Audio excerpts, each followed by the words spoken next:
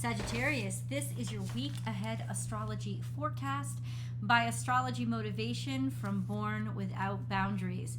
In this video, we're going to cover the major planetary aspects and transits and how they impact the Sagittarius's natal suns. How do you know where your natal sun is? You know by your birth chart. Now, you don't need a birth chart to watch this video. I will definitely tell you the correlating dates that these things relate to. But most accurate is always to know where your natal sun is located. So it's easy to get a birth chart. This is not an advertisement. You can just search it on any website. On any search engine. You just search free natal chart, and there's so many websites that do it. What you will need is your birth date, which you already have, your birth time, and your birth location. And with this information, you just plug it in and it'll spit it out for you in a couple seconds, and you'll know where all your planets are placed and what your aspects are. There's a lot of great information you can get from your natal chart, and usually most of them offer it for you to download it or just screenshot it or something like that. So if your natal sun is located between 0 and 9 degrees Sagittarius, I'm going to refer to you guys as Sagittarius 1 because your sun is located in the first decan of Sagittarius. A decan is a group of 10 degrees, and every zodiac sign, including Sagittarius, has 3 of them. So you guys, 0 to 9 degrees, are decan 1. If your natal sun is located between 10 and 19 degrees, you are decan 2. And if your natal sun is located between 20 and 29 degrees, you are decan 3. The reason why we parse it up like this is because astrology is actually not based on, well, it's based on planets, but it's based on geometry. That's what it's based on. And major component of geometry is angles. So angles are everything. Astrologers refer to angles as aspects. It tells us what relationship to planetary energies are having to one another, or the kind of energy they're creating because of their relative spatial relationship to each other. And most of the time we don't count an aspect until it's within 10 degrees of a certain number. That's why the decans are very important, because each of them is 10 degrees. And there's a great deal of difference between decans and what could be happening with them. So we'll get into that a little bit later. Sagittarius, where I'm going to start is the big transits that are going to impact everybody, and then I'll go into how they're going to impact you guys and the specific planetary movements or aspects that you, all Sagittarius, should be looking at, and then we're going to get into the decans, okay? There are a couple of big transits that are happening. The first is the full moon on May 5th. The full moon is special because it is a lunar eclipse. If you are in North America, Central America, South America, England, Scotland, like the UK islands, Zealand, Iceland, stuff like that, you won't be able to get this, you won't see this lunar eclipse. But the rest of the world will, and everybody will feel it. It is penumbral lunar eclipse. Penumbral means that it is in the kind of mid shadow of the earth. It's not the darkest part. That would be the umbra. So this falls just within, like right perfectly in the middle of the kind of mid shadow point. And I believe it happens, I don't remember exactly what time it happens. But ultimately, what does that mean for us? Well, eclipse always foretell great change, and full moons are about release. So the fact that this moon is in Scorpio is a big deal, because moons have a tough time in Scorpio. That's where the hidden emotions are kept. And this is the purge of the toxins that need to get out of our system so we stop being sick. Like all full moons, our full moon in Scorpio on May 5th, full moon lunar eclipse, will be in opposition to the sun. The sun is in Taurus. This is happening at 15 degrees Taurus and Scorpio. So it's dead center, while the sun is conjunct to Mercury retrograde on one side and conjunct to Uranus on the other. I laugh because that's crazy. That is like, that's almost like what does that mean to me if I had to sum it up in one word? Eureka. all of a sudden this toxic crap, all of a sudden there's this clarity. Something is legitimately being brought to, oh, now it makes sense. Eureka. Yeah, it comes out. So I think there's big stuff that's coming out in terms of us personally. This is going to be a very emotional moon, but also a cathartic moon that is going to help us purge those toxic emotions. That is not the only big thing that's happened. And like I said, that's May 5th. But you will definitely start to see it, feel it May 4th, 5th, 6th. Like that's when full moons impact you the whole time they're in that sign. So the moon will stay in Scorpio for 2.5 days. The other major transit that's happening this week is Venus. Venus is transiting from Gemini to Cancer. And by the end of this week, and by the way, this week, you probably read it in the title and on the thumbnail. This week is May 2nd to May 8th, 2023. So by May 8th, Venus will be at 1 degrees Cancer. It actually moves into Cancer between the 6th and the 7th of May. This is a much more romantic energy. It's a much more favorable energy for Venus. She likes being in Cancer. She likes being in Pisces. Not too comfortable in Scorpio, but Cancer and Pisces, they suit her very, very well. Yeah, it's good feelings all over the place when it comes to Venus and Cancer.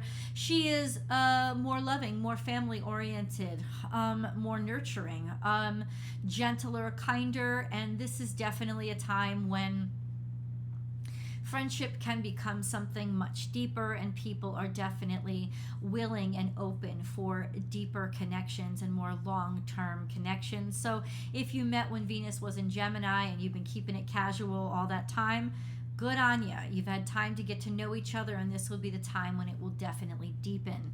Anybody you meet now, Venus is sort of primed for being more sensitive, more tender, gentle, vulnerable, and sweet. So all of these things are actually nice energies that are coming from Venus. Jupiter is doing something really interesting, and now we're going to get into a major transit, not even concerning, it is concerning you guys because Jupiter is your ruling dignitary. But even if I weren't talking to Sagittarius, this actually goes on to everybody's reading because it's a major aspect. It's not a transit. But Jupiter this week is going to be square to Pluto and square to Mars. And Mars and Pluto are going to be in opposition to each other. This is some potent shit. And I don't really know how else to say it. I think it's pretty accurate. I feel like it's the roto-rooter of astrology. Pluto and Jupiter squared are just like roto-rooter. They're going to get it done. I wouldn't say so much ruthless as relentless, and they will blow up the pipe to get it unclogged. It's that kind of energy. So that coupled with the fact that we're having a full moon eclipse, I just think something's coming out. I do. And the fact that Jupiter is also square to Mars, we want to move. We want to move, and it's going to be real challenging. In fact, I don't think we're going to be really able to contain that energy that much. You guys should always be aware of where Jupiter is. And Jupiter is actually going to be transiting from Aries into Taurus by the end of this month. So it's actually not that far away. That would be a very big transit. It'll impact us all. And Jupiter and Taurus, how nice is that? What benefic energy is there? That's beautiful stuff, man. Jupiter in Aries is kind of impulsive and insistent, but that's where Jupiter still is right now. So there's just a sense of doing stuff with yourself, taking care of yourself, your body, your structure, like having more energy and vitality, but also more impulsivity. But with the square to Pluto and the square to Mars, there's action being taken that is relentless and maybe a little bit ruthless. Not taking no for an answer because we're a little bit fed up. This is just really major energy, and for you especially, it can be misconstrued as ruthlessness. So be wary of how people, be just aware of how you're impacting people this week, because they could be interpreting you as just like it's my way or the highway, that kind of energy, and that could cause some clashes with you guys this week. Let's get into the decans, shall we? So Sagittarius 1s. So once again, Sagittarius 1 is if your natal sun is between 0 and 9 degrees. Generally speaking, these are December Sagittarians, maybe up till the 30th, 29th, 30th of December. So it starts usually on the 21st. So it'll be about the first 10 days of Sagittarius season. Definitely if you are Capricorn, definitely if you are Scorpio cusps, you are a Sagittarius 1. Your natal suns have 3 long-term transits. That is sextile to Pluto, which is extraordinary and significant energy. It just means you will get anything done that you set your mind to. That's long-term, so that's over the next couple of years. So get her done, guys, because you have the potential to do anything.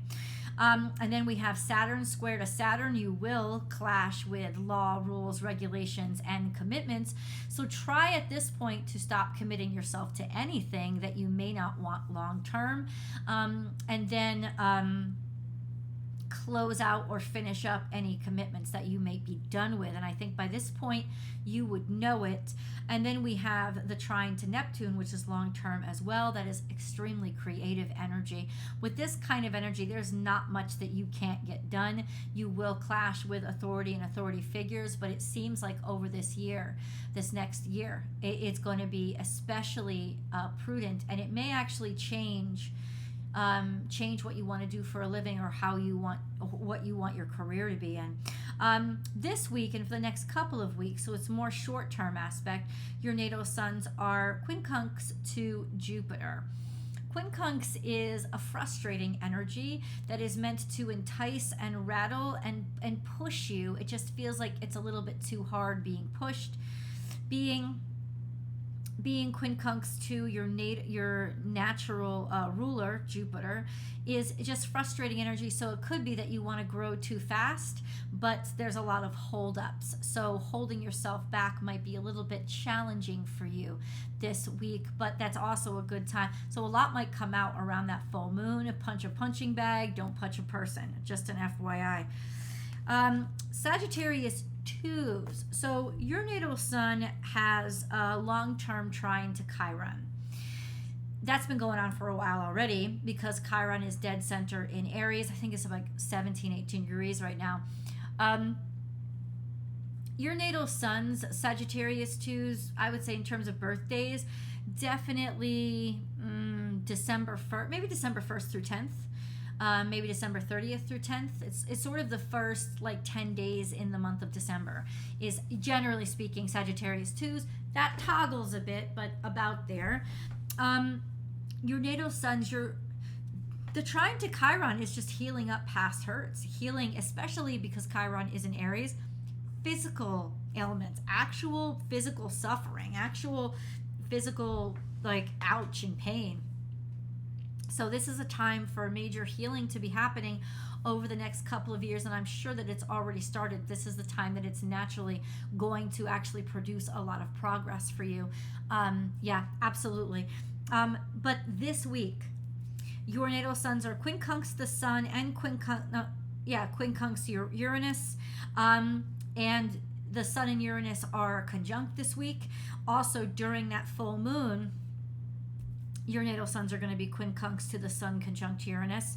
What does that mean? Frustrating shit. Frustrating realizations. Realizations, not that they're not brilliant and amazing, but they're probably going to lead to frustrating the shit out of you because they'll mean that you need to change something, or you need to react to it, you need to fix something, or just now things won't let you be. And it could be very frustrating energy for you. But ultimately, I think that all of this stuff needed to be addressed anyway.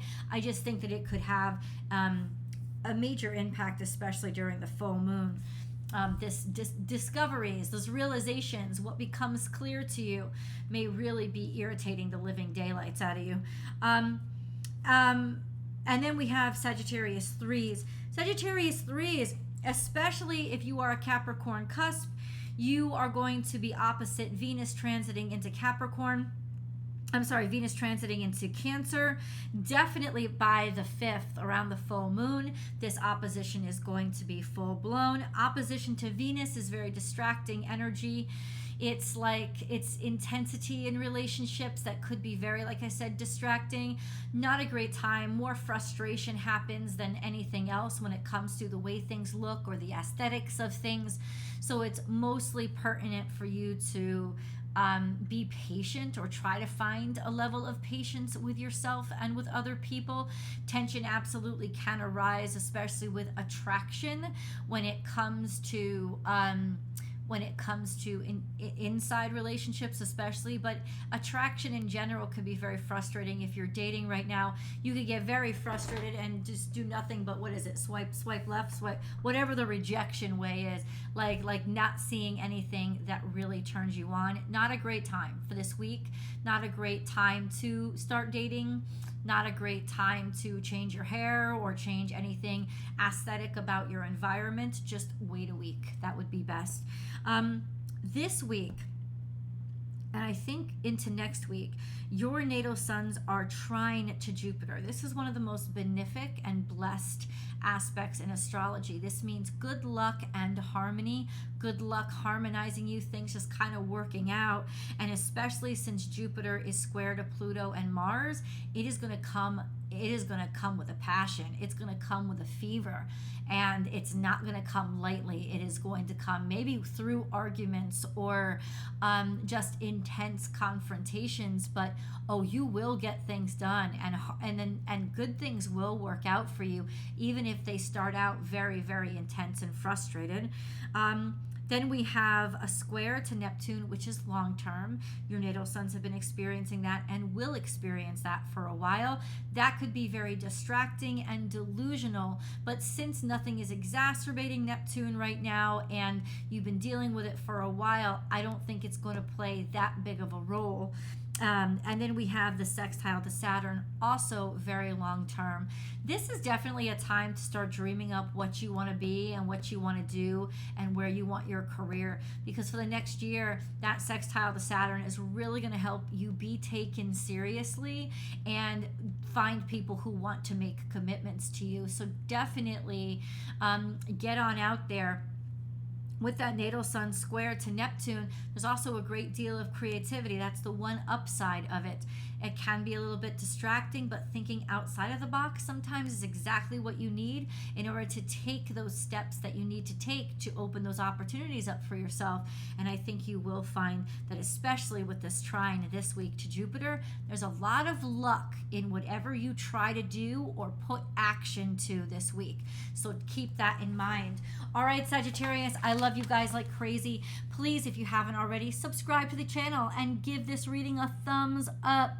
Also, come on over to Born Without Boundaries Tarot for your week ahead tarot card reading for Sagittarius. I love you guys, and I'll talk to you next week. Bye, Sag.